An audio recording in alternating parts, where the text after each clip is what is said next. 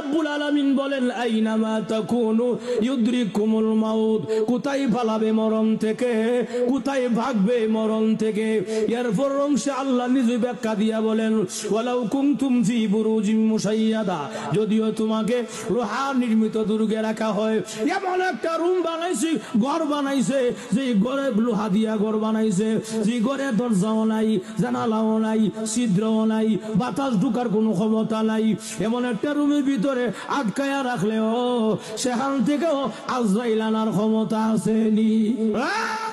আজরাইল আমি জানি যে কোনো সময়ে মালাকুল মউত সামনে আসতে পারে। এই জন্য আমি যখন ঘর থেকে বের হই, ওযু করে ঘর থেকে বের হই, এখন আমার গায়ে ওযু আছে। আজরাইল দেখছনি আমার কান্দের মধ্যে এটা কি আছে?